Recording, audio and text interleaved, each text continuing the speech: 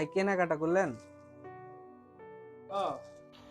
বাড়ির জন্যই অল্প কিছু একটু কেনাকাটা করলাম।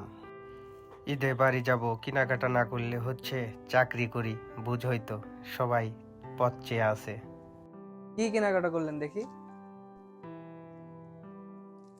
মায়ের জন্য একটা শাড়ি, বোনের জন্য একটা শাড়ি, তোমার ভাবির জন্য একটা শাড়ি। আপনাদের অফিস ছুটি কবে? অফিস 28 রমজান। যাই হোক, তুমি কেনাকাটা করছো? আরে ভাই, গার্মেন্টসে করি চাকরি, সবাই ভাবে কি নাকি। এদিকে ঈদ আসলে হয় যে আরো প্যারা। বাড়িতে ভাই বোন মনে করে যে কি নাকি চাকরি করি, তারা আশা করে বসে থাকে যে এটা নিয়ে যাবো ওইটা নিয়ে যাবো। আসলে আমি তো জানি না কি করতেছি না। আপনি তো বুঝেনি ভাই, আপনিও তো আমার লাইনে আছেন। সবই বুঝলাম ভাই, কি বলবো বলো। কারণ গার্মেন্টসের জব, এখন চাকরি করি বাজারে সবাই জানে। ঈদে বাড়িতে যাব, কেনাকাটা করলাম, এই যে মায়ের নামে, বইয়ের নামে আর বোনের নামে শাড়ি। আরো ছোট ভাই বোন তারা অনেক আশা করে বসে আছে, তাদের গুলো এখনো কেনাকাটা হয়নি, করব।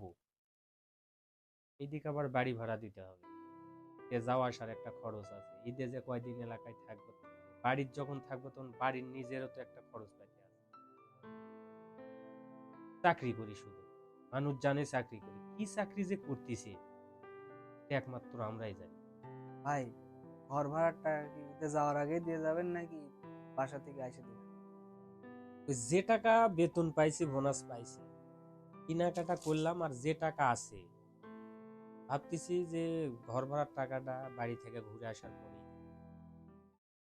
তারপরেও নিজের পকেটে টাকা থাকবে না। মানে কি বলবো, যে এই ঈদ আসলে কি যে একটা প্যারা হয়ে যায়, এটা বোঝানোর কি বুদ্ধি নাই। এখন নিজের জন্য তো তারপরেও কোনো কিছু কেনাকাটা নাই। এখন দেখা যাক। কি খবর বাবারা, ঈদ তো চলে আসলো, আমার ঘর ভাড়ার টাকাটা। তাছাড়া ভাবতেছি যে ঘর ভাড়ার টাকাটা বাড়ি ঈদ থেকে ঈদ করে আসার পর দিব। কারণ ফুল বেতন এবারে পাইনি, শুধু হাফ বেতন আর বোনাস পাইছি। বাড়ি থেকে ঘুরে এসে ঘর ভাড়াটা দিই কাকা। এটা তো বললে হবে না বাবা, তোমরা ঈদ করবে, আমার ঈদ করা লাগবে না।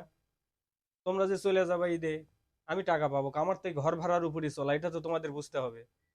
আমার ঘর ভাড়ার টাকাটা দিয়ে তোমরা ঈদ করতে যাও বাবা, কারণ তোমাদেরও বউ সওয়াল আছে, আমারও তো বউ সওয়াল আছে।